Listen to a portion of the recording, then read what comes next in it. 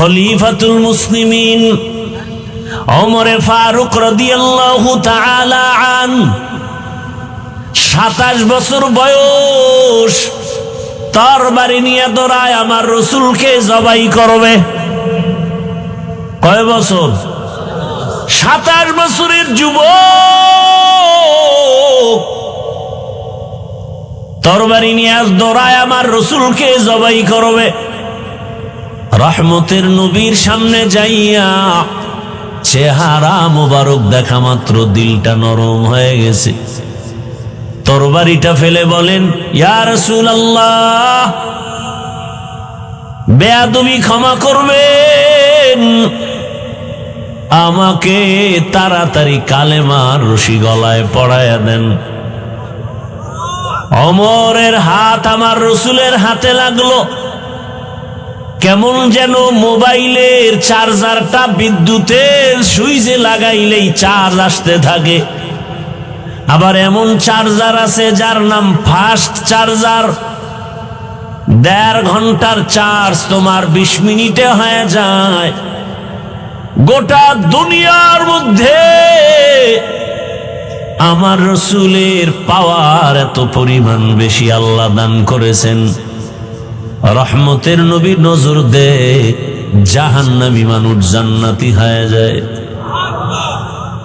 রহমতের নবী নজর দেয়, দুশ্মন আমার নবীর কাছে ক্ষমা চায়। ওমরের হাত আমার রসুলের হাতে লাগছে, তো এমন পাওয়ার, ওমরের পাওয়ার এত বেশি বেড়ে গেল। 27 বছর বয়স, তরবারিটা নিয়া বাইতুল্লাহর পার্শ্বে হাতিমে কাবা, ওখানে দাঁড়াইয়া 27 বছরের যুবক তরবারি নিয়ে দাঁড়ায় হুঙ্কার দিয়া কয়, এই মক্কার কাফের মুশরিকেরা, আয়, মুহাম্মদের বিরুদ্ধে যদি একটা কথা বলতে চাও, আমি ওমরের তরবারির সামনে দাঁড়াও, মুহাম্মদের প্রয়োজন হবে না, ওমরের তরবারি যথেষ্ট। ও আমার বাবারা, বৃদ্ধ বাবাজিরা, ও যুবকেরা, পর্দার আড়ালের মা বোনেরা, 27 বছরের যুবকের হুঙ্কারে মক্কা কাঁপতেছে। বেঈমানের হৃৎপিণ্ড কম্পন শুরু হয়ে গেল। তোমার কত বছর বয়স? তুমি কি শোনো নাই? আমার রসুলকে সন্ত্রাসী বলে গালি দেয় একদল। তুমি কি শোনো নাই? এ জমিনে কাদিয়ানী নামের আল্লাহর বান্দারা আমার রসুলকে শেষ নবী মানে না।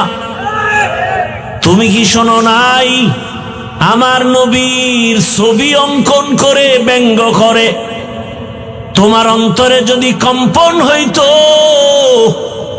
প্রতিবাদের রাস্তায় নেমে যাইতা, আর একা একা তওবা করতা। বেঈমানেরা নবীরে গালি দিলে মনে সহ্য হয় না, আমি নবীর আশিক হইয়া দাড়ি কেটে রসুলকে কেমনে কষ্ট দেই। তুমি আশিক, তুমি ভণ্ড, কিসের আশিক তুমি? আম্মা জান আয়েশা রাদিয়াল্লাহু আনহা বলেন, আমার হুজরায় রহমতের নবী বসে বসে কান্না করেন।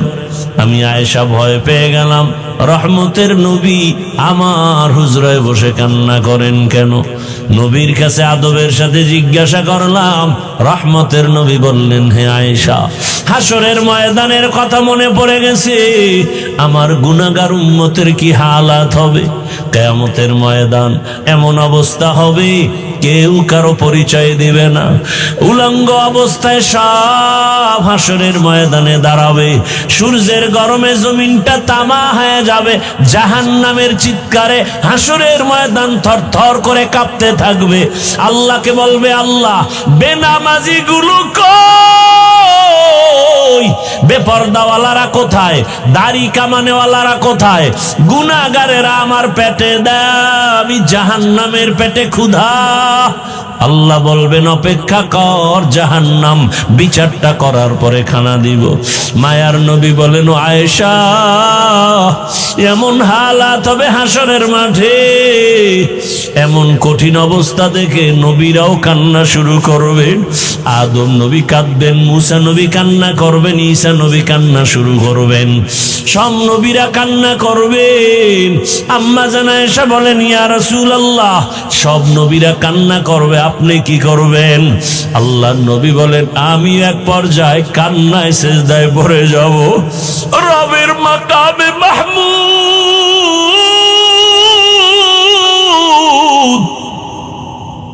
রবের সামনে আমি সিজদায় পড়ে কাঁদবো। মুসা নবী কাঁদবেন, নিজের চিন্তা উম্মতের চিন্তা ভুলে যাবেন। ঈসা নবী কাঁদবেন, নিজের চিন্তা উম্মতের ভুলে যাবেন। ইব্রাহিম নবী কাঁদবেন, নিজের জন্য উম্মতের ভুলে যাবেন।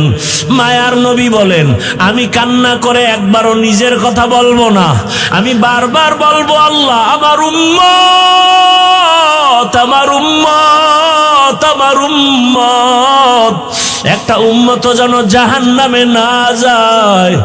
আমি রহমতের নবী সহ্য করতে পারবো না রে আল্লাহ। আমার আল্লাহ বলবেন নবী কাঁদবেন না, মাথা উঁচু করেন, আর আপনার উম্মতগুলো ধরে ধরে জান্নাতের দিকে নিয়ে যান। আম্মা জান আয়েশা বলেন আপনি কি করবেন? নবী বলেন আমি উম্মতগুলো ধরে ধরে জান্নাতের পথের দিকে নিয়ে হাউজে কাউসারের পানি পান করাবো। আম্মা জান বলেন এত কোটি মানুষের মধ্যে চিনবেন কি করে মুসা নবীর উম্মত, ঈসা নবীর উম্মত, আপনার উম্মত চিনবেন কি করে? মায়ার নবী বলেন দুনিয়াতে আমার উম্মতেরা যারা ওযু বানাইয়া 5 বেলার নামাজ আদায় করেছে, কিয়ামতের ময়দানে তাদের ওযুর জায়গাগুলো নূরের আলোতে চমকাইতে থাকবে। আমি দেখে দেখে আমার উম্মতগুলো হাউজে কাউসারের কিনারায় নিয়ে যাব। ওই সময় যদি বাবা ওযু ছাড়া বেনামাজি হাসরের ময়দানে উঠো, ও বেনামাজি বাবারা, দাড়ি কামানেওয়ালা বাবারা, বেপরদাওয়ালা বাবারা, মা বোনেরা, ও যুবকেরা, জীবনে তো গুনাহ কম করো নাই, আলেম ওলামার কথা মানো নাই, পীরের কথা মানো নাই, ওরে মের বড় মেজাজ গরম করে গুনাহ করেছো, মনের চাহিদা পূরণ করিয়া পার্কে দৌড়াইছো, সারা রাত মোবাইলে গুনাহ করেছো। পায়ে হাত রেখে বলি আর গুনাহ করিও না বাবা, আল্লাহর কাছে ফিরে আসো, মনে মনে তওবা করো আর ডাকো হে আল্লাহ। জীবনে তো মনের আশা পুরাইয়া দাড়ি কম কাটলাম না, নামাজ কম সারলাম না, বেপরদায় কম চললাম না, আজকে থেকে তওবা করলাম। কোন দিন মরণ হবে জানা নাই, ঘুমের ভেসানায় মরণের লাশ, পানির মধ্যে গাড়ির নিচে মরণের লাশ, কোন দিন মৌতের বিছানা রেডি হয়ে যাবে বলা যায় না। আল্লাহকে বলো হে আল্লাহ আর দাড়ি কাটবো না, নামাজ ছাড়বো না, বেপরদায় চলবো না, মা বাবার সাথে বেয়াদবি করবো না, শিক্ষকের দোয়া নিয়া, মা বাবার দোয়া নিয়া, ওলামায়ে কেরাম পীর মাশায়েখের পরামর্শ নিয়া, নবীজির সুন্নতের আদর্শ অনুযায়ী জীবন চালাবো, আর গুনাহ করবো না। যার অন্তর তৈরি হয়ে গেছে, মুনাফিকি নাই, তওবার নিয়ত থাকলে দুটো হাত আল্লাহকে দেখাইয়া দাও। আয় আল্লাহ হাতগুলো কবুল করে নেন, তওবা কবুল করে নেন, তওবার উপরে মজবুত হইয়া চলার মতো তৌফিক দান করেন, আমিন। অনাশহাদু আল্লা ইলাহা ইল্লাল্লাহু ওয়াহদাহু লা শারীকা লাহু لا ضد له ولا ند له ولا مثل له ونشهد أن سيدنا وسندنا وحبيبنا وحبيب ربنا وطبيبنا وطبيب قلوبنا ومولانا محمدا عبده ورسوله اللهم صل على محمد النبي الأمي وعلى آله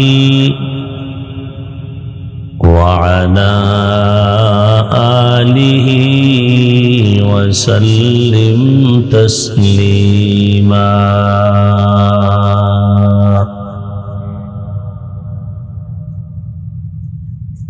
وبعد فأعوذ بالله من الشيطان الرجيم.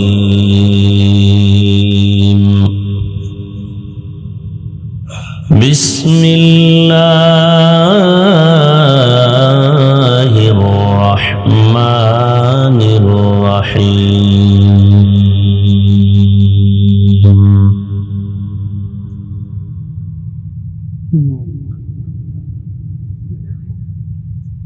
وما خلقت الجن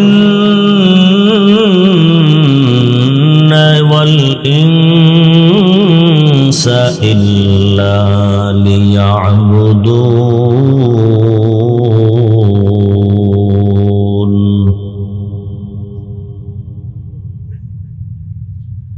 فقال النبي صلى الله عليه وآله وسلم: لا طاعة لمخلوق في معصية الخالق. صدق الله مولانا العظيم وصدق رسوله النبي الأمي الكريم. ونحن على ذلك من الشاهدين والشاكرين والذاكرين،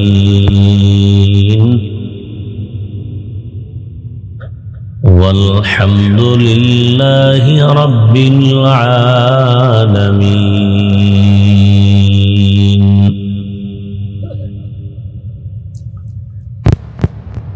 سبحانك لا علم لنا إلا ما علمتنا إنك أنت العليم الحكيم.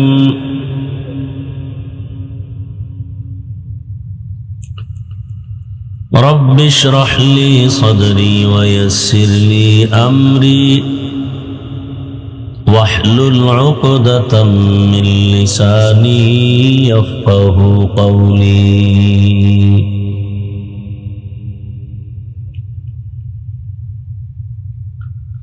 حقیقت کھل جائے گی بوقت امتحان تیرے،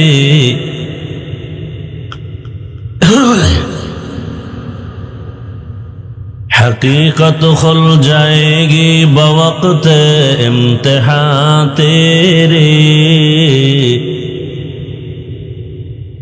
کہ سستی میں یا محنت میں گزاری زندگی تو نے، کہ سستی میں یا محنت میں گزاری زندگی تو نے. محمد نے آ کر کفر کو مٹایا،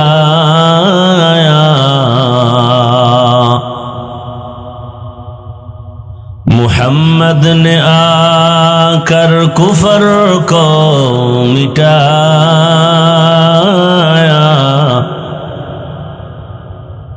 کفر کو مٹا کر صداقت بتایا، کفر کو مٹا کر صداقت بتایا.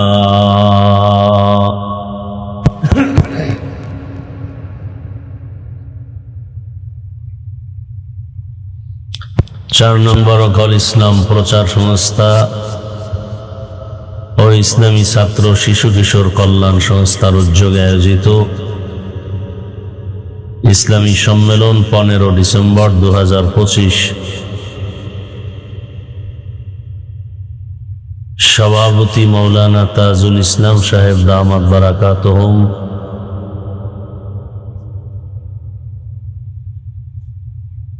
প্রধান অতিথি জনাব মোহাম্মদ আলমগীর হোসেন সাহেব সহ অন্যান্য অতিথিবৃন্দ, হযরত উলামায়ে কেরাম, আল্লাহ পাকের দরবারে শুকর যে আল্লাহ আমাদেরকে সুস্থ রেখেছেন, আলহামদুলিল্লাহ।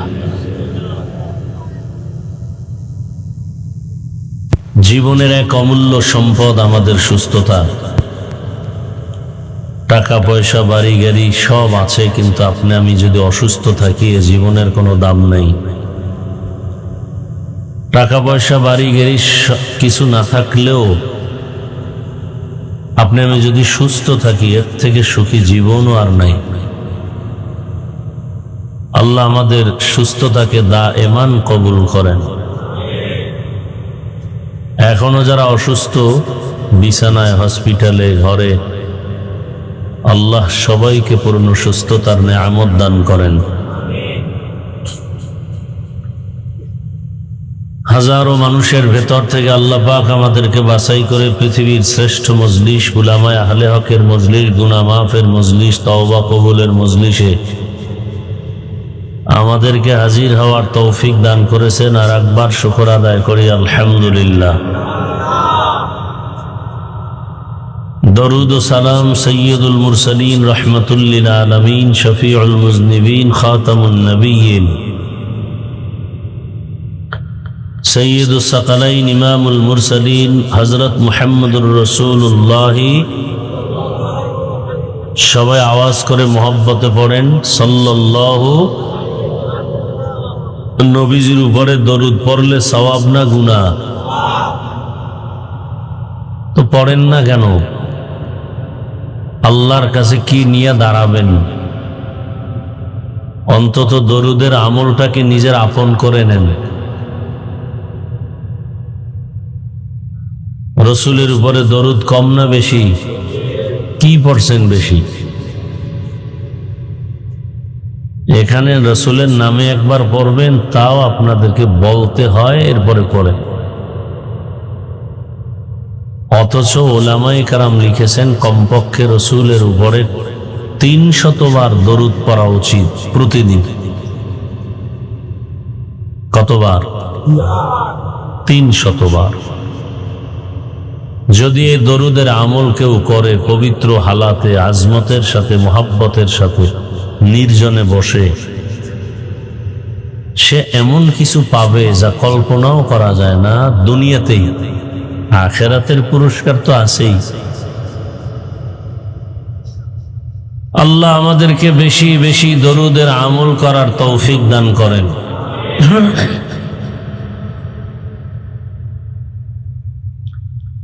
উলামায়ে হযরত আলোচনা রেখেছেন, আপনারা ধৈর্যের সাথে আলোচনা শুনছেন। আমি আপনাদের দোয়া নেওয়ার জন্য আসছি এবং সংক্ষেপ কিছু কথা রাখার জন্য কোরআনে হাকিমের এক আয়াতে কারিমা, নবীজির হাদিস থেকে একটি হাদিস পড়েছি। আয়াত হাদিসের আলোকে ইখলাস ও রুহানিয়াতের সমন্বয়, সহি নিয়তে, সহি তরিকায়, সহি কিছু কথা আমাকে বলার মতো, আপনাদেরকে শুনবার মতো আল্লাহ পাক তৌফিক দান করেন। আয়াত হাদিসের তর্জমাটা বলে নেই, এরপরে কিছু ব্যাখ্যা যদি আল্লাহ তৌফিক দান করেন এবং আপনারা দোয়া করেন। কারণ ওয়াজ হওয়ার জন্য দুইটা পুঁজি প্রয়োজন। যেই দুইটা পুঁজি না থাকলে ওয়াজ হয় না, আওয়াজ হয়। কি হয় ভাই? আওয়াজ হয়, ওয়াজ হয় না। আর ওয়াজ হলে সেখানে কান্নাকাটি, হেদায়াতের বাণী এবং আল্লাহর রহমত অবতীর্ণ হতে থাকবে। আর সেই ওয়াজ হওয়ার জন্য দুইটা পুঁজি লাগবে। কয় পুঁজি ভাই? 2 পুঁজি। যেই দুইটা পুঁজি না থাকলে ওয়াজ হবে না, আওয়াজ হবে। তো যে কথা বলতেছিলাম, ওয়াজ হওয়ার জন্য দুইটা পুঁজি লাগে। কয় পুঁজি ভাই? 2 পুঁজি। এক তো আল্লাহর রহমত, দ্বিতীয় উপস্থিত যারা সামনে বসেন এদেরকে শ্রোতা বলি বা সামেঈন বলি, এদের অন্তরের মোহাব্বত। আল্লাহ রহমত করবেন আপনারা যদি মোবাইল নিয়ে ব্যস্ত থাকেন বা অন্য মনস্ক থাকেন, সেখানে ওয়াজ হবে না। আল্লাহ পাক সবাইকে কুদরতের দ্বারা হেদায়াতের দৌলত দান করেন। তো যা আমি আয়াত ও হাদিস পড়েছি, আয়াত ও হাদিসের তর্জমাটা বলি, এরপরে কিছু ব্যাখ্যা। আল্লাহ বলেন, ওয়ামা খালাকতুল জিন্না ওয়াল ইনসা ইল্লা লিয়াবুদুন। দুনিয়ার মানুষ এবং জিনকে আমি আল্লাহ সৃষ্টি করি নাই, হ্যাঁ করেছি একমাত্র আমার ইবাদতের জন্য। কার ইবাদত? নবীজি বলেন, লা তাআতা লি মাখলুকিন ফি মাসিয়াতিল খালিক। আল্লাহকে অসন্তুষ্ট করে পৃথিবীর ভিন্ন কারো আদেশ নিষেধ গ্রহণ করা হারাম, হুকুম মানা হারাম। অর্থাৎ আল্লাহর হুকুম মানা যাবে, আর অন্য কারো হুকুম মানতে গেলে যদি আল্লাহর হুকুমের বিরুদ্ধে মানা যাবে। আল্লাহকে অসন্তুষ্ট করে অন্যের হুকুম মানা কি? এটা হলো তর্জমা। ব্যাখ্যা কি হবে? মানুষ আল্লাহর হুকুম ছাড়া অন্যদের হুকুম কোনটা বেশি গুরুত্ব দেয়, ওখানে আমাদের টাচ করতে হবে। কারণ এটা একটা অপারেশন থিয়েটার। দুনিয়ার হসপিটালে অপারেশন হয় দেহের, কোরআন সুন্নাহর বাগানে অপারেশন হয় রুহের। বড় রোগটাকে আগেই সমাধান করে, যাতে করে অন্য কোনো রোগের জন্ম না হয়। আমাদের জীবনের বড় রোগগুলোকে আগে দমন করতে হবে। আল্লাহর কোরআন, রসুলের হাদিস, সুন্নাহ থেকে আমি কথা বলবো, খুব খেয়াল করে শোনার চেষ্টা করবেন। কোরআন হাদিসের বাহির থেকে কোনো কথা বলা হবে, তবে আপনারা চাইলে আমি বাহির থেকেও বলতে পারবো। কোরআন হাদিসের ভেতরের বয়ান করলে অনেকেরই অন্তরে কষ্ট আসবে, কারণ অন্তর তো নাপাক গুনাহের কারণে। আর যদি কোরআন হাদিসের বাহিরে বয়ান করি, তাহলে কারো অন্তরে কোনো কষ্ট আসবে না। কোরআন ও হাদিসের ভেতরের বয়ান করলে ওই বয়ানটা আমরা বেশি করব, যেই বয়ানটা মানুষের মারাত্মক রোগ, ওই রোগের চিকিৎসামূলক বয়ানটা আমরা বেশি করব। মানুষের বড় রোগ কি? সুদের ব্যারাম, ঘুষ এর ব্যারাম, বেপর্দা, চুরি, মিথ্যা, গালাগালি, গীবত, শেকায়াত, নামাজ ছেড়ে দেওয়া, বেপর্দায় চলা, এগুলো মারাত্মক রোগ। এর বিরুদ্ধে বলতে হবে। আর এর বিরুদ্ধে বলতে গেলে যারা সুদ খাইয়া খুব খুশি, এগুলো একটু কষ্ট লাগবে। কারণ অপারেশন হলে একটু রোগী কান্নাকাটি করে। আল্লাহ হেদায়াত দান করেন। তো আল্লাহকে অসন্তুষ্ট করে ভিন্ন কারো হুকুম মানা যাবে? কারণ মানুষ কোন হুকুমটা বেশি মানে? বলে মা বাবার। কার? মা বাবা। তো এখানে তর্জমার ব্যাখ্যা কি হবে? বলে আল্লাহকে বেজার করে মা বাবার হুকুম মানা হারাম। আর কার? বলে পীর সাহেবের। তাহলে কি হবে? বলে আল্লাহকে অসন্তুষ্ট করে পীরের হুকুম মানা হারাম। আমি আমার পীরকে শ্রদ্ধা করি, ভক্তি করি, কতক্ষণ? পীর আমার রসুলকে মেনে চলবেন যতক্ষণ। সোজা কথা, কোনো প্যাচ নাই। আমি পীরের পক্ষে যেই পরিমাণ কঠিন বয়ান করি, বাংলাদেশে অন্য কেউ করে কিনা জানা নেই।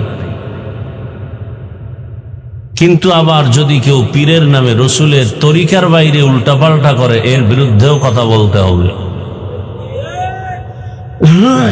বুঝার চেষ্টা করি। বয়ান আপনারা সবাই জানেন, মানেন না কেন? বুঝের অভাব। দাও সাউন্ডটা আবার কমাইলে কেন? আগের মতো দাও। কিসের অভাব ভাই? বুঝের অভাব। একটু আগে যেরকম দিছিল ওইভাবে দাও, এই মনিটর একটু হালকা বাড়াও। বয়ান আপনারা সবাই জানেন, মিথ্যা বলা হারাম, গালি দেওয়া হারাম, গীবত করা হারাম, বেপরদায় চলা হারাম, চুরি করা হারাম, মা বাবার সাথে বেয়াদবি করা হারাম। এগুলো আপনারা জানেন না? মানেন না কেন? কিসের অভাব? এই বুঝটা ঠিক হলেই তখন আর হুজুর লাগবে না, স্কুলের স্যারেও দাঁড়িয়ে রাখবে, নামাজ পড়বে। আর বুঝ যদি ঠিক না হয়, আমি হুজুর হওয়ার পরেও বেপরদায় আড্ডা দিব। কি ঠিক হয় নাই? বুঝ ঠিক হয় নাই। তাহলে বয়ানের মূল থিমটাই হলো বুঝকে ঠিক করা।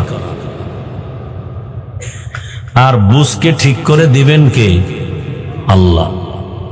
আল্লাহ সবাইকে সহি সমঝ দান করেন।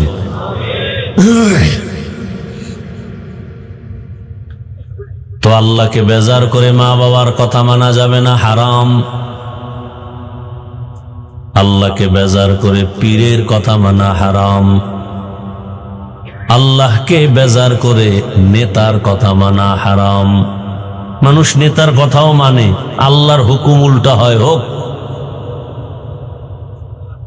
এক কথায় আওয়াজ, দুনিয়ার সব প্রাণীকে বেজার করা সম্ভব, আমার আল্লাহকে বেজার করা সম্ভব না। ভালো করে বুঝার চেষ্টা করেন। মাকে বেজার করা যাবে, আল্লাহকে যাবে না। বাবাকে বেজার করা যাবে, আল্লাহকে বেজার করা যাবে না। আমার আল্লাহকে রাজি রেখে চলবো, এতে যদি আমার মা বাবা বেজার হয় কোনো দুঃখ নাই। এতে যদি আমার পীর বেজার হয় কোনো দুঃখ নাই। আমার আল্লাহকে খুশি রাখতে গেলে যদি আমার আত্মীয় স্বজন বেজার হয় কোনো দুঃখ নাই। বলে তা কেমন? বলে পর্দা করলে আমার আল্লাহ বড় খুশি, আত্মীয় স্বজন বেজার। কি এখন আত্মীয় স্বজনকে যদি খুশি রাখেন আল্লাহ বেজার হবে, আবার আত্মীয় স্বজনকে যদি বেজার করেন আল্লাহ খুশি হবেন। এখানেই ইমানের বড় পরীক্ষা। আল্লাহকে খুশি রাখবেন নাকি আত্মীয় স্বজনকে খুশি রাখবেন, এখানে ইমানের পরীক্ষা। নবীজি বলেন, লা তাআতা লি মাখলুকিন ফি মাসিয়াতিল খালিক। আল্লাহকে অসন্তুষ্ট করে পৃথিবীর অন্য কারো হুকুম মানা যাবে না। কিন্তু আমরা তো পদে পদে প্রত্যেকটা জায়গায় আমরা আল্লাহর বিরুদ্ধে আচরণ করি। আত্মীয় স্বজনকে খুশি রাখার জন্য আমরা পাগল। যদি বলি ভাই আপনি আল্লাহকে বেজার করলেন কেন, বলে তওবা টওবা করে পরে ঠিক করবো, আগে আত্মীয় ঠিক করি।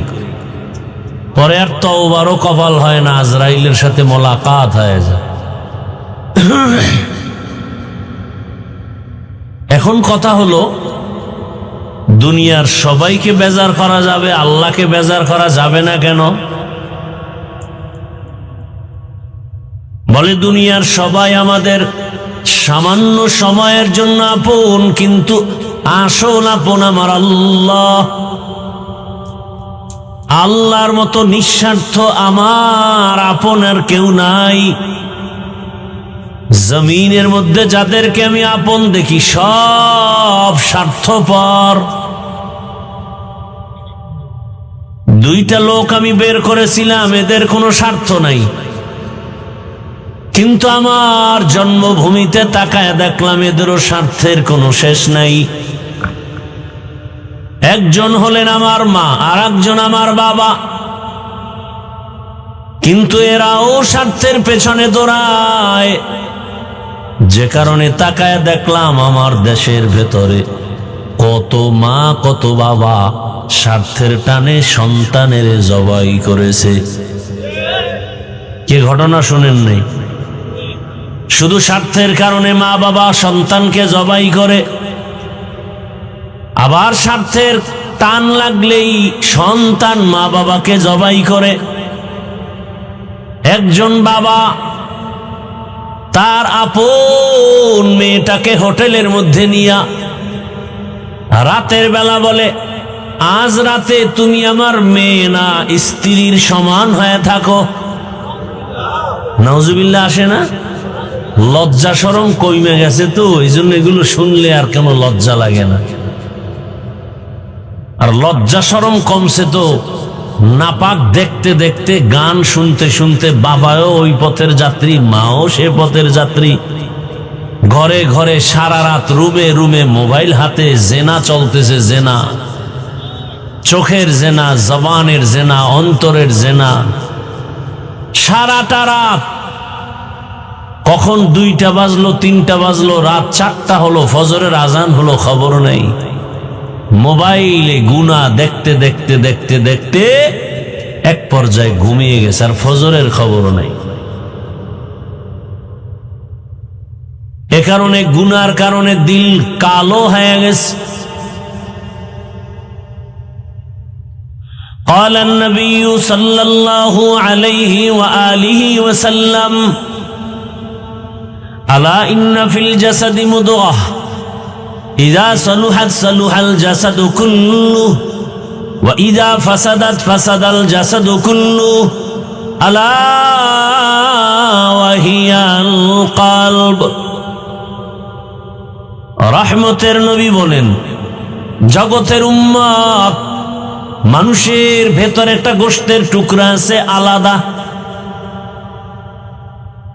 মুফাসসিরিনে কেরাম, মুহাদ্দিসিনে কেরাম বলেন, ওই গোশতের টুকরা বাম দুধের নিচে, ওটার নাম কলব। ওই টুকরো যদি ভালো থাকে পুরা মানুষটাই ভালো, আর ওই টুকরা যদি খারাপ থাকে পুরা মানুষটাই খারাপ। সাহাবায়ে কেরাম প্রশ্ন করলেন, ইয়া রাসূলুল্লাহ, ওই গোশতের টুকরা খারাপ হয় কিভাবে? রহমতের নবী ভিন্ন জায়গায় বলেন, ক্বালান নবিয়্যু সাল্লাল্লাহু আলাইহি ওয়া আলিহি ওয়াসাল্লাম, মা মিন মাউলুদিন ইল্লা ইউলাদু আলাল ফিতরাহ ফাআবাওয়াহু ইউহাব্বিদানিহি আও ইউনাসসিরানিহি আও ইউমাজ্জিসানিহি ইলা আখিরিল হাদিস। প্রত্যেকটা বাচ্চা দুনিয়াতে ঈমানের আলো নিয়ে জন্ম নেয়। মা বাবা সন্তানটাকে অগ্নি পূজারী বানায়, মূর্তি পূজারী বানায়, গায়রুল্লাহর গোলাম বানায়। আল্লাহ কয়জন? বুঝে শুনে বললেন, জীবনভর তাল মিলিয়েছেন, এবার বুঝে শুনে বলেন, আসলে আল্লাহ কয়জন? কি খেয়াল করতেছেন তো? আল্লাহর সহযোগী কয়জন? 3 জন। এই মুরব্বীরা ভালো করে বুঝেন এবং বলেন, আল্লাহ কতজন? সন্দেহ আছে? আল্লাহর সহযোগী কতজন? নাই। বুঝেন কিন্তু সহযোগী নাই। আল্লাহর উপদেষ্টা কয়জন? উপদেষ্টাও নাই। কি বলেন? তা তো ভেজাল থাকার কথা না আমগো সমাজে। এই ভেজাল তো এগুলো নিয়েই। আল্লাহ এক, এই তো। আচ্ছা বলেন তো, আল্লাহ কোন দিক থেকে এক? এক বুঝেন তো? এক খুব বুঝার চেষ্টা করেন। আল্লাহ ক্ষমতার বেলায় কি বুঝেন? কিন্তু আল্লাহ সবকিছু দেখেন শুনেন, সেই ক্ষেত্রেও কি? হায়াত দেন সেই ক্ষেত্রে, রিজিক দেন সেই ক্ষেত্রে। অর্থাৎ আল্লাহর সাথে কোনো সহযোগী, আল্লাহর সমান কেউ, আল্লাহর উপরে কেউ নাই, আল্লাহর মতো কেউ নাই। আল্লাহ পাক রব্বুল আলামিন সব দিক থেকেই এক। কেউ যদি মনে মনে ভাবেন যে অমুকে আল্লাহ না, কিন্তু আল্লাহর কিছু পাওয়ার তার মধ্যে আছে, তাহলে বোঝা গেল ওই পাওয়ারের অর্ধেক আল্লাহর কাছে, অর্ধেক বান্দার কাছে। তাহলে আল্লাহ যে এক, এ কথা আর থাকে না। আল্লাহর পাওয়ারকে দুর্বল করলেই এর নাম শিরক। এর নাম কি? শিরক। আল্লাহকে যা দিবেন এটা আর কাউকে দেওয়া যাবে না, এর নাম তাওহীদ। আল্লাহ এককভাবে যা পাবে এটা অন্যকে দেওয়ার নাম শিরক। আল্লাহ যা পাবেন এককভাবে এটা আরেকজনকে দেওয়ার নাম কি? যেমন সেজদা কে পাবেন, এটা আরেকজনকে দেওয়ার নাম শিরক। সোজা কথা, বুঝার চেষ্টা করেন। ইবাদত কে পাবেন, এটা আরেকজনকে দেওয়ার নাম শিরক। আল্লাহ তো সে আল্লাহই, যার সমকক্ষ কেউ নেই।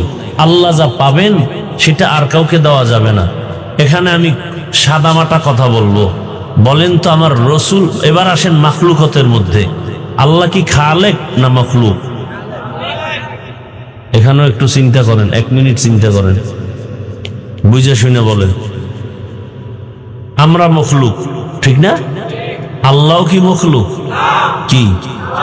খালেক। সবাই একমত?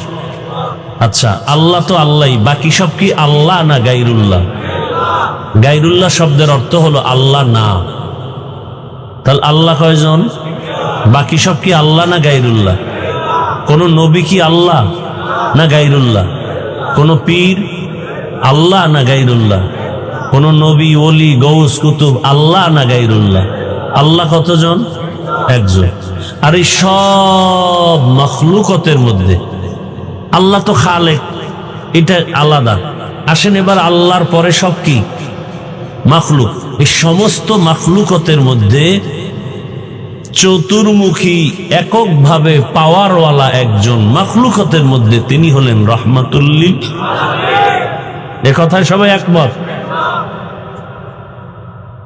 নাকি? আবার আমার রসুল খালেকের সহযোগী মনে করবেন? রসুল কি? মখলুক। রসুল কি? এবং আমার রসুল সমস্ত মখলুকতের মধ্যে এক, যার কোনো তুলনা, যার পাওয়ারের মতো কারো পাওয়ার নাই, যার রূপের মতো কারো রূপ, যার গুণের মতো কারো গুণ, যার আওয়াজের মতো কারো আওয়াজ। তুলনাই দেওয়া যাবে না, গুনাহ হবে। কথা বুঝাইতে পারছি? সমস্ত মখলুকতের মধ্যে আমার রসুল শ্রেষ্ঠ। কথা ঠিক? আচ্ছা বলেন তো, আমার রসুল থেকে বড় পীর দুনিয়াতে আর কেউ আছে? বলেন। আমার রসুল থেকে বড় কোনো নবী, বড় কোনো রসুল, বড় কোনো মুফাসসির, বড় কোনো মুহাদ্দিস, আমার রসুল থেকে বড় কোনো মুফতি, কোনো পীর, কোনো গৌস, কোনো কুতুব আছে? সবাই একমত? তাহলে আমার নবী শ্রেষ্ঠ, মুফতি শ্রেষ্ঠ, আলেম শ্রেষ্ঠ, সব দিক থেকে শ্রেষ্ঠ, যার কোনো তুলনা হবে না। নবী আছেন কোথায় জানা আছে আপনাদের? কোথায়? মদিনাতুল মুনাওয়ারা। জিন্দা অবস্থায় থাকবেন কিয়ামত পর্যন্ত, নামাজের হালাতে সেজদারত অবস্থায় আল্লাহর মারেফতের মজা নেবেন। দুনিয়াতে বহু মাজার আছে না নাই? আমার রসুলের মাজার থেকে দামি মাজারের নাম কি বলেন? বুঝেন নাই? বুঝছেন ভালো করে? রসুলের মাজারের থেকে দামি মাজার নাই। কেন? ইব্রাহিম নবীর মাজার, ঈসা নবীর মাজার, মুসা নবীর মাজার নাই? বড় পীর আব্দুল কাদের জিলানী রহমতুল্লাহ আলাইহির মাজার, আজমিরের মাজার, শাহজালালের মাজার, শাহপরানের মাজার কি রসুল থেকে দামি না? বুঝেন সবাই? আচ্ছা, মদিনার দরবার থেকে দামি কোন দরবার আছে কিনা বলেন? এই কথাগুলো লিখে রাখবেন, তাহলে ঝামেলা কম হবে। রসুলকে তো সবাই আমরা সম্মান দিতে চাই না, কিন্তু এই কথাগুলো মনে রাখবেন। খালি সম্মান দিতে চাই চাই বললে হবে না, এই কথাগুলো অন্তরে ধারণ করবেন। দুনিয়াতে যত বড় পীর সাহেব হোক না কেন, আমার রসুলের সমান। যত বড় মাজার থাকুক না কেন, আমার রসুলের মাজার থেকে দামি কোনো মাজার যত বড় দরবার শরীফ হোক না কেন, আমার মদিনার দরবার থেকে দামি কোনো দরবার নেই। এটা আমাদের দলিল, এটা আমাদের মূল। আমার রসুলের মাজারে, আমার রসুলের মদিনার দরবারে যা চলবে না, দুনিয়ার আর কোথাও তা চলতে পারে। সহজ হিসাব, কিলাকিলি নাই, ঝগড়া নাই, দলিল নাই, বহাস নাই। এই বহাস কইরা কোনো সমাধান হয় না, হয়েছে এ পর্যন্ত হয় না। অতএব সহজ কথাগুলো মনে রাখবো। আল্লাহ বুঝার তৌফিক দান করেন। রাগ করতেছেন নি আবার? আমি কিন্তু পীরের মুরিদ, এবং বাংলাদেশে আমি এমন চ্যালেঞ্জ দিয়ে বলি, যারা ওলিয়া উলিয়া বলে মানি না, ওরা কোরআন মানে না, ওরা বুখারী শরীফ মানে না, এরা ভণ্ড। এদেরকে যারা ভণ্ড বলবে না, তারাও ভণ্ড। কথা বুঝতে পারছেন? আল্লাহ, তাহলে দুনিয়ার সবাইকে বেজার করা যাবে, আল্লাহকে বেজার করা যাবে না। এলো হাদিসের তরজমা, ব্যাখ্যা।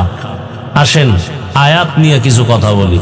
তো আল্লাহকে বেজার করা যাবে না কেন, এটাও কিছু বলছি যে দুনিয়ার সবাই স্বার্থপর, আমার আল্লাহর কোনো স্বার্থ আছে? আল্লাহ যদি স্বার্থপর হইতেন, তাহলে আমরা যারা বেঈমান তো বাপ, আমরা যারা মুমিন মুসলমান দাবি করি, আল্লাহর দেয়া পানি, আল্লাহর দেয়া বাতাস, চাঁদের আলো, সূর্যের আলো, জমিনের ফসল, গাছের ফল, আল্লাহর দেয়া সব কিছু ভোগ করি। এরপরে আবার আল্লাহর বিরুদ্ধে কথা বলি, আল্লাহর হুকুমের বাহিরে চলি। আমাদের মধ্যে এরকম কেউ নাই? আল্লাহ যদি স্বার্থপর হইতেন, ঘুমের মধ্যে আল্লাহ তাআলা আমাদেরকে সজাগ হওয়ার সুযোগ আর দিতেন না। আল্লাহ তাআলা বলেন, আমি স্বার্থপর না। দুনিয়াওয়ালারা দিতে চায়, আবার দেয় না। দিতে গেল মনের মতো দেয় না। আবার যতটুকু দেয়, আবার এটার খোটা দিয়া জাল মিটায় দেয়। আর আমার আল্লাহ কেমন? আমার আল্লাহ বলেন, দুনিয়াওয়ালারা দেয় দেয় বলে দরজা খুলে আবার লক করে দেয়, মনের মতো দেয় না। যতটুকু দেয় আবার খোটা দেয়।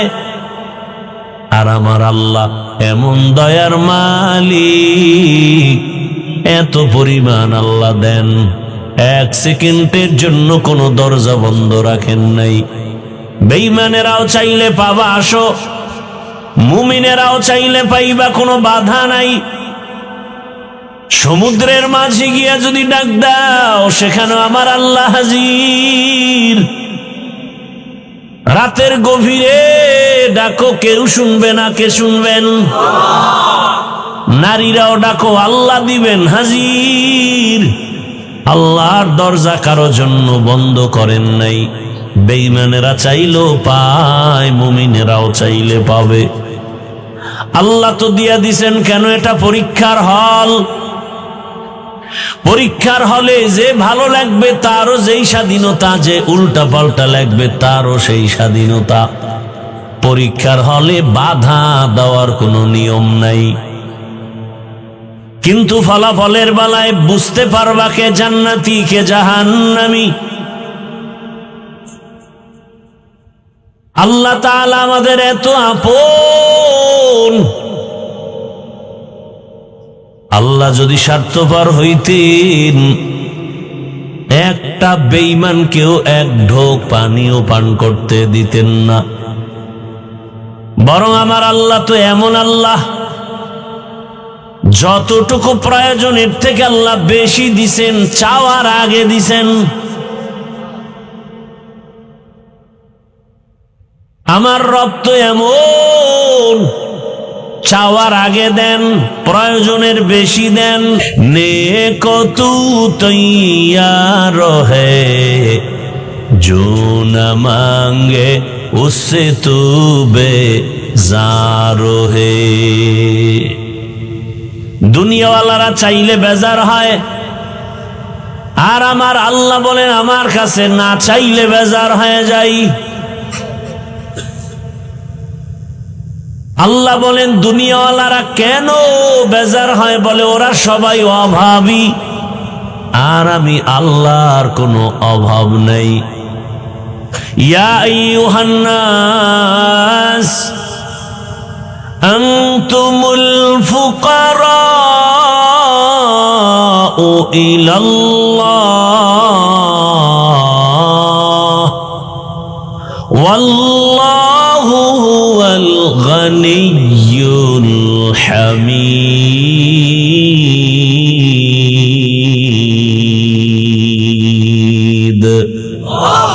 गर तवक्कुल मी कुनी हर सुबह शाम, मेरा सानद रिज़्क़ तू अज़ला मकाम, जुज़बा हक़ छी ज़े मखा अज़ इंसो जा, फज़ले उ आमस्ते दर जुमला जहा।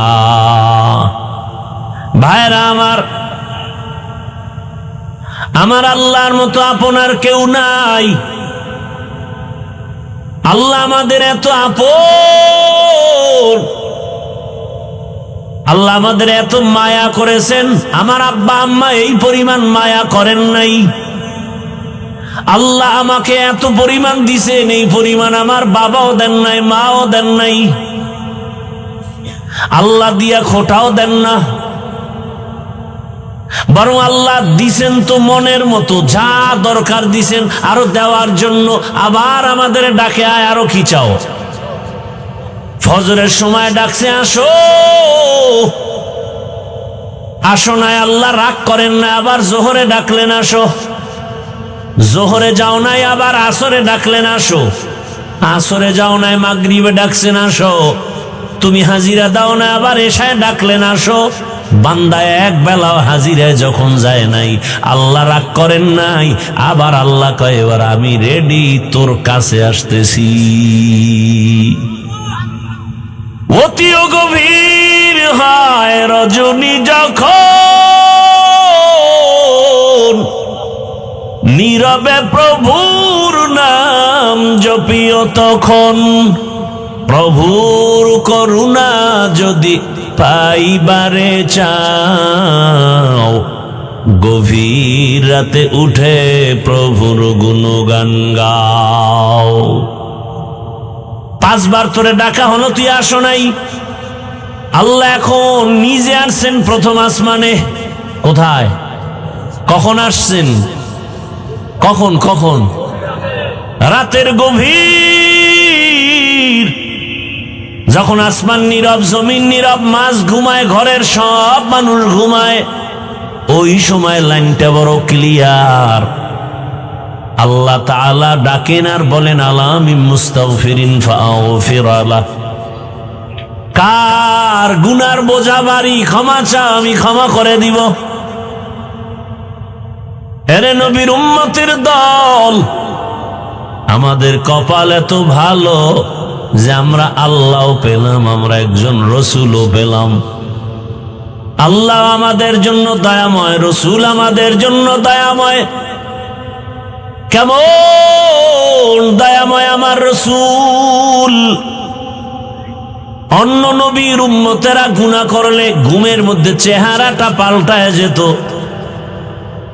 বনি আদম, সারা রাত মোবাইল চালাও, গুনাহ করো, হাতের গুনাহ, চোখের গুনাহ, জবানের গুনাহ, এত পরিমাণ গুনাহ করি, মনে হয় যেন ঘুমের মধ্যে আমাদের চেহারা পাল্টায় যাবে। দয়াময় আল্লাহ রহমতের নবীর উম্মত হওয়ার বরকতে চেহারাটা পাল্টায়া দেন নাই। কিন্তু কপাল খারাপ।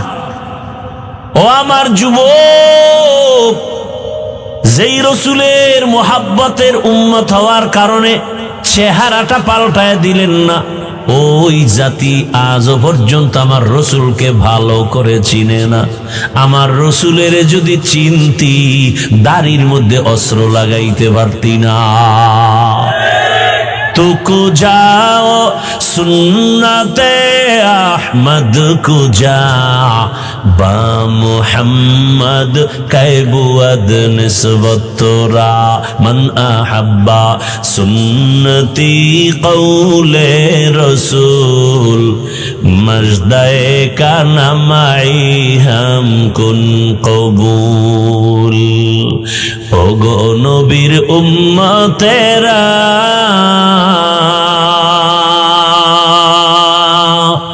হয়ে আজি দিশাহারা, কোরআন হাদিসের চলো যখন যাহা চায় মনে, নবী বিনে কে তরাবে পুলসিরাত মিজানে, নবী বিনে কে তরাবে পুলসিরাত মিজানে। উম্মতের কান্ডারি নবী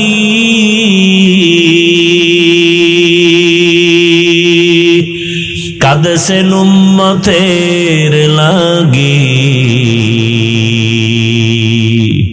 এখনো কাঁদেন নবীজি শুয়ে মদিনার পানে, নবী বিনে কে তরাবে পুলসিরাত মিজানে, নবী বিনে কে তরাবে পুলসিরাত মিজানে।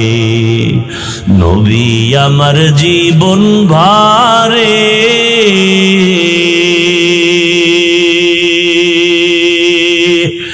দিনের লাগি কষ্ট করে, দান দান শহীদ করিলেন উহুদেরই ময়দানে, নবী বিনে কে তরাবে পুলসিরাত মিজানে, নবী বিনে কে তরাবে পুলসিরাত মিজানে। এমন এতিম নবী আমার, পিতা মাতা নাই যে তাহার, তারপরেও কত মারা মারলো তাকে দুশ্মনে, নবী বিনে কে তরাবে পুলসিরাত মিজানে, নবী বিনে কে তরাবে পুলসিরাত মিজানে। ইমামুল আউয়ালিন আল আখিরিন বহরে সদকা রহমাতাল লিল আলামিন, সৈয়দুল কাউনাইন খাতমুল মুরসালিন আখির আমদ বুদে ফখরুল আউয়ালিন। এরে নবীর আশিক, বাবারে চিনছো, বাবার জন্য পাগল, বাবারে কেউ গালি দিলে মনে কষ্ট পাও। ও আমার কলিজার যুবক, মাকে ভালো করে চিনতে পেরেছো, মায়ের জন্য তুমি এখন পাগল। মাকে কেউ বকা দিলে তুমি কষ্ট পাও। এরে নবীর আশিক, তুমি তোমার পীরকে চিনেছো, তুমি পীরের জন্য পাগল। পীরের বিরুদ্ধে কেউ কথা বললে তুমি মনে কষ্ট পাও। ও আল্লাহর বান্দারা, ও পর্দার আড়ালের মা বোনেরা, সারা দুনিয়ার পীর ওলি আব্দুল গাউস কুতুব সব মুফতি মুহাদ্দিস যদি এক পালায় রাখা হয়, আমার রসুলের সমান হবে? অথচ আমার রসুলের বিরুদ্ধে যদি কেউ কথা বলে, তোমার অন্তরে কষ্ট যদি না লাগে, তুমি বুঝে নাও তুমি নবীর এখনো ভাখাটি উম্মত হতে পারো নাই। খলিফাতুল মুসলিমিন ওমরে ফারুক রাদিয়াল্লাহু তাআলা আন, 27 বছর বয়স, তরবারি নিয়ে দৌড়ায় আমার রসুলকে জবাই করবে। কয় বছর? 27 বছরের যুবক তরবারি নিয়ে দৌড়ায় আমার রসুলকে জবাই করবে। রহমতের নবীর সামনে যাইয়া চেহারা মোবারক দেখা মাত্র দিলটা নরম হয়ে গেছে। তরবারিটা ফেলে বলেন, ইয়া রাসূলুল্লাহ, বেয়াদবি ক্ষমা করবেন, আমাকে তাড়াতাড়ি কালেমার রশি গলায় পড়ায়া দেন। ওমরের হাত আমার রসুলের হাতে লাগলো। কেমন যেন মোবাইলের চার্জারটা বিদ্যুতের সুইচে লাগাইলেই চার্জ আসতে থাকে। আবার এমন চার্জার আছে যার নাম ফাস্ট চার্জার, 1.5 ঘন্টার চার্জ তোমার 20 মিনিটে হয়ে যায়। গোটা দুনিয়ার মধ্যে আমার রসুলের পাওয়ার এত পরিমাণ বেশি আল্লাহ দান করেছেন। রহমতের নবী নজর দেয়, জাহান্নামী মানুষ জান্নাতি হয়ে যায়। রহমতের নবী নজর দেয়, দুশ্মন আমার নবীর কাছে ক্ষমা চায়। ওমরের হাত আমার রসুলের হাতে লাগছে, তো এমন পাওয়ার, ওমরের পাওয়ার এত বেশি বেড়ে গেল। 27 বছর বয়স, তরবারিটা নিয়া বাইতুল্লাহর পার্শ্বে হাতিমে কাবা, ওখানে দাঁড়াইয়া 27 বছরের যুবক তরবারি নিয়া দাঁড়ায় হুঙ্কার দিয়া কয়, এই মক্কার কাফের মুশরিকেরা, আয়, মুহাম্মদের বিরুদ্ধে যদি একটা কথা বলতে চাও, আমি ওমরের তরবারির সামনে দাঁড়াও, মুহাম্মদের প্রয়োজন হবে না, ওমরের তরবারি যথেষ্ট।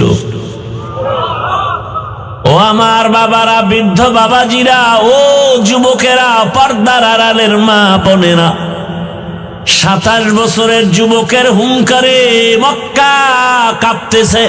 বেঈমানের হৃৎপিণ্ড কম্পন শুরু হয়ে গেল। তোমার কত বছর বয়স? তুমি কি শোনো নাই? আমার রসুলকে সন্ত্রাসী বলে গালি দেয় একদল। তুমি কি শোনো নাই? এ জমিনে কাদিয়ানী নামের আল্লাহর বান্দারা আমার রসুলকে শেষ নবী মানে না। তুমি কি শোনো নাই? আমার নবীর ছবি অঙ্কন করে ব্যঙ্গ করে। তোমার অন্তরে যদি কম্পন হইতো, প্রতিবাদের রাস্তায় নেমে যাইতা, আর একা একা তওবা করতা। বেঈমানেরা নবীরে গালি দিলে মনে সহ্য হয় না, আমি নবীর আশিক হইয়া দাড়ি কেটে রসুলকে কেমনে কষ্ট দেই। তুমি আশিক, তুমি ভণ্ড, কিসের আশিক তুমি? আমার রসুলের কলিজায় তুমি আঘাত দিবা? লিখে রাখো, স্বর্ণাক্ষরে লিখে রাখো, গোটা দুনিয়ার মুফতিদের কাছে ফতোয়া চাও, যারা দাড়ি কাটে আর ছাটে সকলের গুনাহ সমান, কবিরা গুনাহ। যতদিন পর্যন্ত তওবা না করবে, কোনদিন একটা মোনাজাত কবুল হবে না। এবং 24টা ঘন্টার সেকেন্ডে সেকেন্ডে অল টাইম কবিরা গুনাহ, কবিরা গুনাহ, কবিরা গুনাহ, কবিরা গুনাহ। ও ঘুমাইয়া থাকলেও কবিরা গুনাহ লেখা বন্ধ নাই। তুমি আশিক, কিসের আশিক তুমি? তুমি বেঈমানের প্রতিবাদ করবা কখন? রসুলের দুশ্মনের বিরুদ্ধে যুদ্ধ করবা কখন? তুমি নিজেই তো রসুলের সুন্নতকে জবাই করতেছো। আল্লাহ হেদায়েত দান করুন। যুবক বাবারা, আমার রসুলকে আমরা পাইনি, পাইছি? রসুল আবার আমগো বয়ান দিতে আসবেন, সাহাবায়ে কেরাম আসবেন। সেই রসুল আমাদের জন্য রেখে গেছেন তার সুন্নত। বলতো যুবক বাবারা, সেই রসুলের সুন্নত পালন করবে হিন্দু ভাইরা, খ্রিস্টানেরা, ইহুদিরা? তোমরাই বলো কারা করবে? কি মুরব্বীরা বলেন? রসুলের সুন্নত যা রেখে গেছেন আদর্শ পালন করবে কারা? তো তুমি শেখ মুজিবের সৈনিক আর আদর্শ নিয়ে চিল্লাইলে রসুলেরটা লইয়ে চিল্লাবা কবে? কেউ এরশাদ সাহেবের আদর্শের সৈনিক, কেউ জিয়াউর রহমান সাহেবের আদর্শের সৈনিক, কেউ আব্রাহাম লিঙ্কনের আদর্শের সৈনিক, কেউ শেখ মুজিবুর রহমানের আদর্শের সৈনিক, এরকম স্লোগান হয় না? তো রসুলের আদর্শের সৈনিকের স্লোগান কবে? আল্লাহ হেদায়াত দান করুন। রাগ করতেছেন আমার কথাগুলো কি একটু কোরআন হাদিসের বাইরে যাইতেছে? বুঝার চেষ্টা করেন। আপনি জিয়াউর রহমান সাহেবের আদর্শের স্লোগান দেন, আমার কোনো আপনার সাথে যুদ্ধ নেই। কথা বুঝেন নাই? আমার রসুলেরটা দিবেন না? আপনি একদিন স্লোগান দিয়ে রাস্তায় নামবেন না, আমরা জিয়ার সৈনিক, মুজিব সৈনিক বলে না? তা আপনি একদিন স্লোগানে নামবেন না, আমি রসুলের সৈনিক, আমার রসুলের বিরুদ্ধে যে কথা বলবে কল্লা ফালায় দেব? সেই হিম্মত আসে না, কারণ আপনি নিজেই তো রসুলের দরবারের অপরাধী আসামি। আফসোস, এই কথাগুলো কে বলবে? বলার লোক নাই, শোনার লোক নাই, বিরোধিতা করা লোকের অভাব নাই। এগুলো আজ হয় না, আজ এগুলো বলতে চাই না। আমরা মনে করি এগুলো বললে না জানি কে আবার বেজার হবে। আমার রসুলের কথা বলবো না তো কার কথা বলবো? আমার রসুলের আদর্শের কথা উম্মতকে বলবো না তো কার আদর্শের কথা বলবো? কেউ জিয়াউর রহমান সাহেবের আদর্শের কথা বলে, কেউ শেখ মুজিবের আদর্শের কথা বলে, আমি রসুলের আদর্শের গান গাইতেছি। কেউ ডাকে আসো আমরা জিয়ার আদর্শ বাস্তবায়ন করবো, আমরা জিয়ার সৈনিক। কেউ ডাকে আসো আমরা মুজিব সৈনিক, মুজিবের আদর্শ বাস্তবায়ন করব। হাফিজুর রহমান আমি ডাকতেছি, আসো রসুলের আদর্শ বাস্তবায়ন করব, আমরা রসুলের সৈনিক।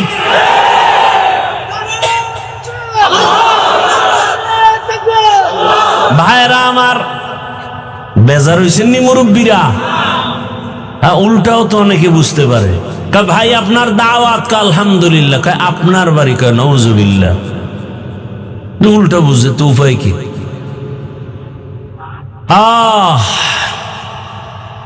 এরে নবীর আশিক, কোথায় নবীর সুন্নত? রসুলের একটা সুন্নতের আমল যদি করো, আমার নবীর আদর্শ এত সুন্দর, রসুল চ্যালেঞ্জ দিয়েছেন, নবীর আদর্শ যারা পালন করবে এদের ঈমানও যাবে না, সম্মানও যাবে না। মহামারী করোনায় দেখেন নাই? স্কুল বন্ধ, কলেজ বন্ধ, ভার্সিটি বন্ধ, চাকরি বন্ধ, ব্যবসা বন্ধ, দোকান বন্ধ, ফ্যাক্টরি বন্ধ, কিন্তু আল্লাহর রসুলের আদর্শের একটা মাদ্রাসাও বন্ধ হয় নাই। বানায় বলতেছি, জিন্দেগি মে বন্দগি তু করনা হে, জিন্দেগি মে বন্দগি তু করনা হে, जिंदगी बे बंदगी शर्मिंदा है, जिंदगी बे बंदगी शर्मिंदा है। यहाँ हम सब मुसाफिर, दिल ना लगा अहले दिल की नजर से रूह करता जा, शाह दौलत सब फकीर घर नेक ने है, शाह दौलत सब फकीर घर नेक ने है। जिंदगी में बंदगी तू करना है, जिंदगी में बंदगी तू करना है, जिंदगी बे बंदगी शर्मिंदा है, जिंदगी बे बंदगी शर्मिंदा है। जिंदगी में बंदगी कुन बंदगी, बंदगी बे जिंदगी शर्मिंदगी। আমি কি কোনো দলের বিরুদ্ধে বলছি নি? পেস্টাস লাগায়েন না কিন্তু, খবরদার। এই জাতিরে বড় ভয় পাই, বাংলাদেশি তো, বাঙালি জাতি। জিহাদ জিহাদ জিহাদ চাই, পুলিশ দেখলে কেউ নেই। আল্লাহ হেদায়াত দান করুন। আমার কথাগুলো বাস্তব না অবাস্তব? ভাই, আপনি জিয়ার সৈনিক কয়া স্লোগানে রাস্তায় নামছেন, মুজিব সৈনিক, হ্যাঁ, জিয়ার সৈনিক, এরপরে এরশাদের সৈনিক। আপনি বলেন, সেটা আপনার জবাব আল্লাহর কাছে আপনি দিবেন। আমার এখানে কোনো আপনার সাথে তর্ক নাই। কিন্তু আমার দাবি হলো, আরে ভাই, কয়দিন এই দুনিয়া, কয়দিন? আজকে বিএমপির চেয়ারপারসন মুমূর্ষ অবস্থায় আছে, এক এক করে সব চলে যাব। ওই গত শুক্রবার ওসমান হাদি নামের এক বাংলাদেশের সন্তান গুলিবিদ্ধ হয়েছে, বাঁচবে কিনা আশঙ্কাজনক। বডি একদিকে, মাথার খুলি আর একদিকে। কিসের বাহাদুরি করি? দিল থেকে ভালোবাসার আদেশ নিয়ে বলি, রে বাবা, কারো উপরে আক্রমণের নিয়ত নাই। আমার অন্তরে দুঃখ, তুমি জিয়ার সৈনিক বলে চিৎকার দিয়া জমিনটারে গরম বানায় দিলা। মুজিব সৈনিকের স্লোগান দিয়া জমিনটা গরম করেছ। এরশাদের সৈনিক বলে তুমি জমিনটা গরম করেছ। কোন দিন তুমি একদিন একটু স্লোগান দিয়া রাস্তায় বের হয়ে বলবা, আমি মদিনার সৈনিক, আমি রহমতের নবীর আদর্শের সৈনিক, আমার রসুলের আদর্শ ওই জমিনে বাস্তবায়ন করব। আমার রসুলের আদর্শের বিরোধিতা যারা করবা, যে কেউ হও না কেন, আমি তার সাথে কখনো আপোষ করতে পারবো না।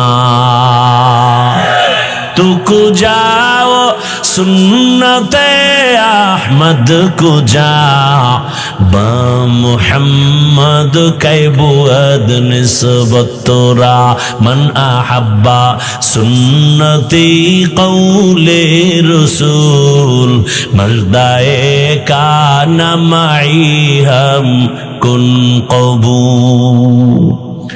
দুনিয়ার সবাইকে বেজার করা যাবে, কাকে বেজার করা যাবে না? ও আমার কলিজার যুবক, আমি যে বয়ান করতেছি একবারও কিন্তু বলি নাই সবাই আমার মতো হুজুর হয়ে যাও, বলছি? একবারও বলি নাই স্কুল ছেড়ে মাদ্রাসায় যাও, একবারও বলি নাই তুমি তাবলিগে যদি না যাও জাহান্নামে যেতে হবে, পীরের কাছে যদি না যাও জাহান্নামে যেতে হবে, বলি নাই। বরং আমি টাচ করি, যুবক বাবা, আমার দিল চায় তুমি ডাক্তার হও, ইঞ্জিনিয়ার হও, প্রফেসর হও, ওসি হও, ডিসি হও, এসপি হও, তুমি র্যাব, আর্মি, পুলিশ, বিডিআর হও, তুমি চাকরিজীবী হও, ব্যবসায়ী হও, তুমি একজন মেম্বার, চেয়ারম্যান, এমপি হও, তবে দাবি একটা, আমার বেয়াদব হইও না। কি হইও না? লিকুল্লি শাইইন যিনাতুন ফিল ওয়ারা ওয়া যিনাতুল মারই তামামুল আদাবি আজ খুদা খা হি মে তৌফিক আদব বে আদব মাহরুম গাশত আজ ফজলে রাও। বেয়াদব হইও না, কথার ব্যাখ্যা কি ভালো করে বুঝো রে বাবা। অনেক যুবক বলতে পারো, হাফিজ ভাই ডাক্তার হব, ইঞ্জিনিয়ার হব, বেয়াদব হব না, তার ব্যাখ্যা কি? ভালো করে শুনো, 3 জায়গায় বেয়াদবি করবা না। যদি করো খোদার কসম মরার আগে তুমি ধ্বংস হয়ে যাবে। কয় জায়গা? 1 নম্বরে মা বাবা। মা বাবার সাথে বেয়াদবি করা যাবে না। যদি মা বাবার সাথে খারাপ আচরণ করো, আর মা বাবা যদি নিঃশ্বাস ফেলে বলে আহ, খোদার কসম ধ্বংস শুরু। দ্বিতীয় জায়গা তোমার শিক্ষক। আমি হাফিজুর রহমান এখানে বয়ান করি চট্টগ্রামের এই দেশে, বঙ্গোপসাগর কুয়াকাটা থেকে চলে আসছি। আমার আব্বা আম্মা কলিজা ভরে চোখের পানি আর দোয়া করেছেন, সম্মানের চেয়ার পেয়েছি, কিন্তু আমার মা বাবা আমাকে বয়ান শিখান নাই। আমার ওস্তাদ আমাকে ধরে ধরে বয়ান শিখাইছেন, কোরআন হাদিস শিখাইছেন। অতএব শিক্ষকের সাথেও কখনো বেয়াদবি করা যাবে না। যদি শিক্ষকের সাথে বেয়াদবি করো আর কখনো নিঃশ্বাস ফেলে দে, তোমার ধ্বংস শুরু হয়ে যাবে। 3 নাম্বার জায়গা উলামায়ে কেরাম, পীর মাশায়েখ, আল্লাহ ওয়ালা যারা, এদের সাথে বেয়াদবি করবা না। কারণ এদের একটাই কাজ, জমিনে দুনিয়ার সব আদম সন্তানগুলোকে জান্নাতি মানুষ বানাবেন, আদর্শওয়ালা বানাবেন। এ কারণে স্কুলে পড়ে, মাথায় টুপি দিয়া স্কুলে যায়, নামাজ ছাড়ে না। কলেজে পড়ে ছেলেটা, নামাজ বাদ দেয় না। রাস্তায় গাড়ি চালায়, তোমার লাইনের কত বাংলা লাইনের যুবক নামাজ ছাড়ে না। মিথ্যা বলছি? তোমার কপালে কার বরদোয়া লাগছে, তুমি পারো না কেন? তোমার মতো জেনারেল লাইনের মানুষ র্যাব, আর্মি, পুলিশ, বিডিআর এর চাকরি করে, নামাজ পড়ে, বলো তুমি পারো না কেন? তোমার লাইনের যুবক কৃষি কাজ করে, নামাজ পড়ে, নদীর মধ্যে মাছ ধরে, নামাজ পড়ে, তুমি পারো না কেন রে বাবা? তোমার জেনারেল লাইনের মানুষটা জীবনে বাংলা মাদ্রাসায় আলিফ বা তা পড়ে নাই, সেই মানুষ ড্রাইভারি করে, নামাজ পড়ে, নদীর মধ্যে কাজ করে, নামাজ পড়ে, সিমেন্ট ফ্যাক্টরিতে সিমেন্ট টানে, কষ্ট করে, নামাজ ছাড়ে না। বলো বাবা তুমি পারবা না কেন? আমার আল্লাহর কথা কি মিথ্যা মনে করেছো রে বাবা? ও ব্যবসায়ী বাবারা, আপনাদের মতো ব্যবসায়ীদের মাঝে কি নামাজি নাই? আপনারা পারেন না কেন? ও চাকুরিজীবী বাবারা, আমার তো জানা মতে এই জমিনে এমন ডাক্তার, ইঞ্জিনিয়ার, প্রফেসর আছে, ওসি, ডিসি, এসপি আছে, এক ওয়াক্ত নামাজও ছাড়ে না, হারাম টাকাও খায় না। নাই? এরে আল্লাহর গোলাম, অতএব তুমি ডাক্তার হও, আদর্শবান ডাক্তার হইও, আদর্শবান ইঞ্জিনিয়ার হও। আর দুনিয়াতে শ্রেষ্ঠ আদর্শ রহমাতুল্লিল আলামিনের আদর্শ। এজন্যই তো আল্লাহ বলেন, ওয়ামা খালাকুতুল জিন্না ওয়াল ইনসা ইল্লা লিয়াবুদুন।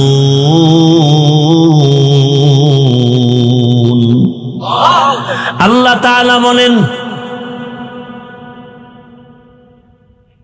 এরে নবীর আশিক,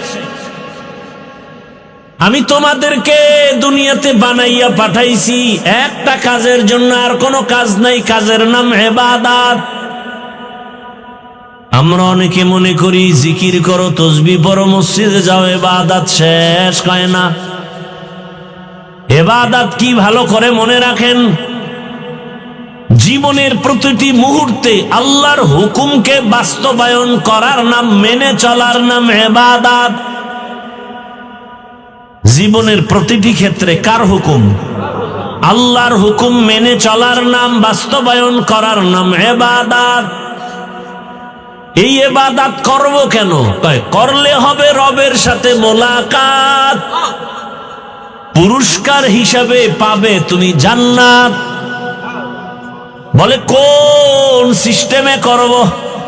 আদালত চলে না, নিয়ম ছাড়া কোনো কাজ চলে না। ইবাদতটা কোন নিয়মে করবা? একটাই মাত্র নিয়ম, রাহমাতুল লিল আলামিনের আদর্শ। নবীর আদর্শে হাসো, সওয়াব। নবীর আদর্শে কান্না করো, ইবাদত আর সওয়াব। নবীর আদর্শ মেনে ব্যবসা করো, ইবাদত। নবীর আদর্শ মেনে চাকরি করো, ইবাদত। নবীর আদর্শ মেনে তুমি ঘুমাও, ইবাদত।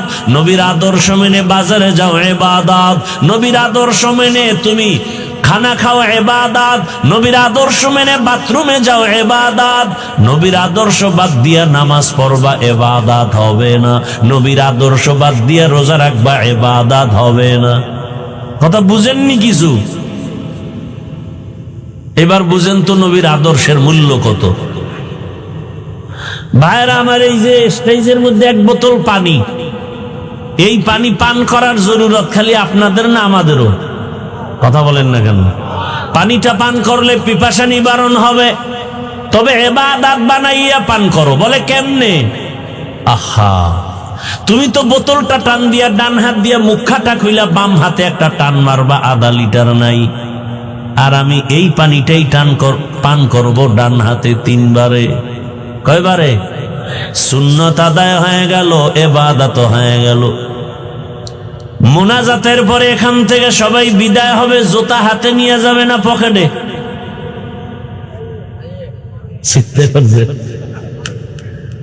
হুশ নাই। জুতা কিতে নিবেন? পায়। রসুলের আদর্শ মতো জুতা পরেন। বলে কেমনে? এই সাফার জোরে আশেক দাবি করলে হবে? এই যা কই এটি মানো, তাহলে হাসরের ময়দানে রসুল সুপারিশ করবে। চালাকি জীবনে কম করো নাই বাবা। বহু চালাক ল্যাংটা হয়ে রাস্তায় ঘুরে, পাগল। সব ছাড়ো, বাস্তবে রসুলের সুন্নতের মালা গলায় লাগাও।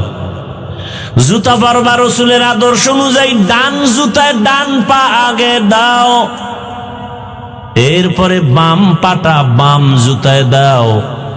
দোনো জুতা যখন দোনো পাও ঢুকে গেল, এবার যখন কদম দিবা, বিসমিল্লাহ বলে ডান পা দিয়া কদম শুরু করো। সুন্নত। কোন পা আগে যাবে? ঘরে ঢুকবা ডান পা দিয়া, রসুলের আদর্শ, সুন্নত, ইবাদত। ঘর থেকে বের হইয়া কোথাও যাবা, ডান পা আগে দিয়া বের হও, সুন্নত। মানলে সুন্নি, না মানলে ভণ্ড।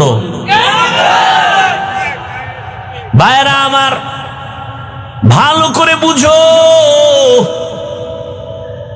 এখন আপনারা বাসায় গিয়া ফ্রেশ হবেন। ফ্রেশ হবে না? অনেকে ফ্রেশ হবে। ফ্রেশ হবে কেমনে? ওয়াশরুমে গিয়া, ওয়াশরুমে ঢুকে ফ্রেশ হবে।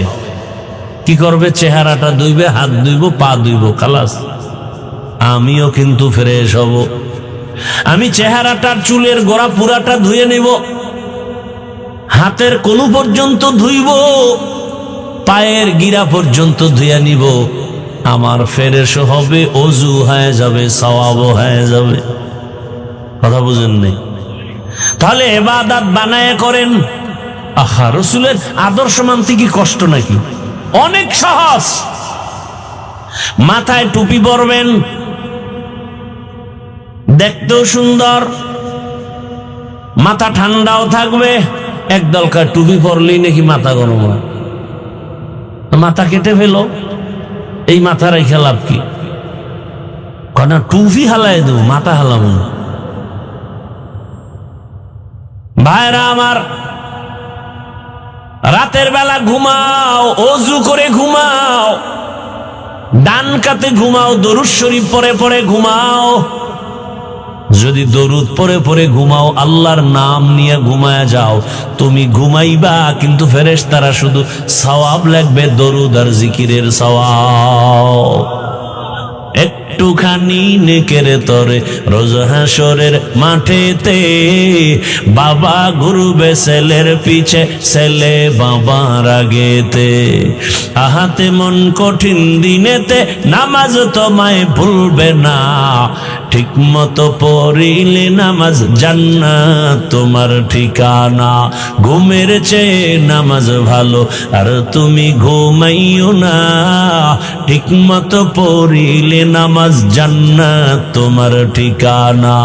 আমার প্রাণের ভাই বোনেরা জলদি করে উঠে যাও, ওযু করে তাড়াতাড়ি নামাজ পড়তে লেগে যাও। আহা নবী বেনামাজির শাফাআত করিবেন না, ঠিক মতো পড়িলে নামাজ জান্নাত তোমার ঠিকানা। ঘুমের চেয়ে নামাজ ভালো আর তুমি ঘুমাইও না, ঠিক মতো পড়িলে নামাজ জান্নাত তোমার ঠিকানা। ইবাদত হবে কার আদর্শে? নবীর আদর্শ মতো নামাজ পড়স ইবাদত। নবীর আদর্শ বাদ দিয়া নামাজ পড়বা ইবাদত হবে না। একজনে মাগরিবের নামাজ 3 রাকাত ফরজে পেরেশান হয়ে গেল, বেজোর ভরে লাভ কি? আরো 2 সেজদা আল্লাহকে দিয়া আল্লাহরে রাজি কইরা 4 রাকাত বানাই, জোর হবে? চালাকি করলে নামাজ হবে? কেন হবে না? বলে রসুলের আদর্শের মধ্যে নাই। রসুলের আদর্শ ছাড়া তুমি যা করবা কোনোটার সওয়াব হবে না, ইবাদত হবে না। নবীর আদর্শ এত সুন্দর, মক্কার মানুষ ছিল বড় লম্পট, বড় চরিত্রহীন, এত খারাপ। মাত্র 13 বছর রহমতের নবীর আদর্শ পাইয়া তারা এত দামি হয়ে গেল। জিবরাইল আমিন আল্লাহকে যাও নবীর কাছে লিস্টি দিয়া দেও, 10 জনের নাম দিয়া দিলাম, এরা বিনা হিসাবে জান্নাতি। রহমতের নবীর আদর্শের কারণে মক্কার চূড়ান্ত চরিত্রহীন মানুষগুলো জান্নাতি হয়ে গেল। আপনাদের ইতিহাস জানা থাকলে বলেন, নবী যেই মানুষগুলোকে এত তাড়াতাড়ি জান্নাতি বানায় দিলেন, বেতের বাড়ি লাগছে কয় হাজার, গালি দিছেন কত শত। আহা, কেমন মায়ার নবী আমার! হায়াতের কোন এক মুহূর্তে জীবনে কাউকে একটা গালি দেন নাই। চিনেন নবীরে? চিনেনি না নবীরে? হুদা লাফাইতেছেন, নবীরে চিনেন না? কেমন নবী আমার! রহমতের নবী জীবনে কোনো দিন একটা গালি তো দিবেন দূরের কথা, হাজারো গালি শুনছেন, জবাবও দেন নাই। কেমন রহমতের নবী কোনোদিন একটা মিথ্যা কথা জীবনে বলেন নাই। এমনকি নবীজি চোখ মোবারক গরম করে কারো দিকে তাকান নাই, কারণ আমার নবী যদি চোখ 2টা গরম করে কারো দিকে তাকান, সাথে সাথে পুরিয়া ছাই হয়ে যাবে, কারণ আমার নবীর চোখ মোবারকে এই পরিমাণ পাওয়ার লাগানো। রহমতের নবীর সুন্দর ব্যবহার, কাফের গুলো সব আমার নবীর কাছে এসে মাথা নত করেছে। ও নবীর আশিক, ও পর্দার আড়ালের মা বোনেরা, আপনাদের সন্তানদেরকে অনেক বয়ান শুনায় গেলাম, আমি আপনাদেরকেও বলছি, মা, সন্তান আল্লাহ দান করেছেন। কত মানুষ বিবাহ করে সন্তান পায় না, কত জায়গায় দৌড়ায়, তদবির করে, ডাক্তার দেখায়, সন্তান হয় না। আল্লাহ আপনাদের সন্তান দান করেছেন, অনুরোধ করে গেলাম একটা আদর্শ সন্তানের মা হয়ে কবরে যাইয়েন। সন্তানটাকে ডাক্তার বানাবেন বাধা নাই, ইঞ্জিনিয়ার বানাবেন বাধা নাই, তবে আদর্শবান বানাইয়েন। আদর্শবান ডাক্তার হবে, কোরআন পড়বে, রোগী দেখবে, নামাজ পড়বে, মা বাবার জন্য দোয়া করবে। ও আম্মা জান, আর এই আদর্শ সন্তান বানাতে হলে আপনাকে আদর্শওয়ালা হতে হবে আগে, কারণ গাছ ভালো হলে ফল ভালো হয়, মা বাবার আদর্শ ভালো হলে সন্তানের আদর্শ ভালো হয়। এরে আম্মা জান, আপনাদের মায়ের সন্তানই তো এই জমিনে কত বড় বড় ডাক্তার, বড় বড় ইঞ্জিনিয়ার, বড় বড় প্রফেসর, ভালো ভালো প্রফেসর, মায়ের সন্তান। আপনার মতো মায়ের সন্তানই তো এই জমিনের বড় পীর আব্দুল কাদের জিলানী, আপনার মতো মায়ের সন্তানই তো এ জমিনের বড় কুতুবুল আলম খাজা মুঈনুদ্দিন চিশতি আজমিরি, এই জমিনের বড় দামি সন্তান চট্টগ্রামের জমিনে যার নাম মানুষ বিধর্মীরাও নেয়, শাহ আমানত। আপনার মতো মায়ের সন্তানই তো এত দামি। শাহজালাল, শাহ ফারান, আপনাদের মতো মায়ের সন্তান, আপনি পারেন না কেন রে মা? আপনার মতো মা কি এলাকায় নাই? বেপর্দায় চলে না, নামাজ ছাড়ে না, মোবাইলে সময় নষ্ট করে না, স্বামীর মাল হেফাজত করে, এমন মা নাই? ভিন্ন মাকে বলি, ও বোনেরা, আপনারা কেন পারেন না? কেন মার্কেটে দৌড়াইয়া নিজের সৌন্দর্যটাকে নষ্ট করেন? বেগানার নজর লাগাইয়া জীবনটা নষ্ট করেন, শরীরটা নষ্ট করেন? কেন মোবাইলে সময় নষ্ট করে গুনাহ করেন? আপনার সন্তানের উপরে অ্যাকশন যাবে, খবর আছে। আপনার ভবিষ্যৎ সন্তান খারাপ হবে। আপনার চরিত্র যদি ভালো না থাকে, সন্তানের আদর্শ ভালো হবে না রে মা। এখনো সময় আছে, আল্লাহর দরবারে তওবা করেন, মনে মনে ডাকেন আর বলেন, হে মালিক, জীবনে তো গুনাহ কম করি নাই, আমার গুনার খবরে দুনিয়ার কেউ জানে না। ও আল্লাহ, আর গুনাহ করব না রে মাওলা। গুনাহ নিয়ে নবীর দরবারে দাঁড়াইলে উপায় নাই। ও আমার কলিজার যুবক, আলহামদুলিল্লাহি রাব্বিল আলামিন, ওয়াসসালাতু ওয়াসসালামু আলা সাইয়্যিদিল আমবিয়া ওয়াল মুরসালিন ওয়া আলা আলিহি ওয়া আসহাবিহি আজমাইন। ইয়া আরহামার রাহিমিন, ইয়া আরহামার রাহিমিন, ইয়া আরহামার রাহিমিন, রব্বিরহামহুমা কামা রব্বায়ানি সগীরা। আল্লাহুম্মা ইন্নাকা আফুউন কারীম তুহিব্বুল আফওয়া ফা'ফু আন্না। আল্লাহুম্মা ইন্না নাসআলুকা রিযাকা ওয়াল জান্নাহ ওয়া নাউযু বিকা মিন সাখাতিকা ওয়ান নার। আল্লাহুম্মা ইন্না নাউযু বিকা মিনাল বারাসি ওয়াল জুনুনি ওয়াল জুযামি ওয়া সাইয়্যিল আসকাম। দয়াময় রব্বুল আলামিন, আমরা গুনার বোঝা নিয়ে হাজির হয়েছি, বাড়িওয়ালাদের দরজা বন্ধ হয়ে গেছি, আপনার রহমতের দরজা খোলা। আয় আল্লাহ, শয়তানের ধোকায়, নফসের ধোকায় পড়ে গুনাহ করেছি। গুনাহের কারণে আমার হাত না পাক, চোখ না পাক, জিহ্বা না পাক, অন্তর না পাক।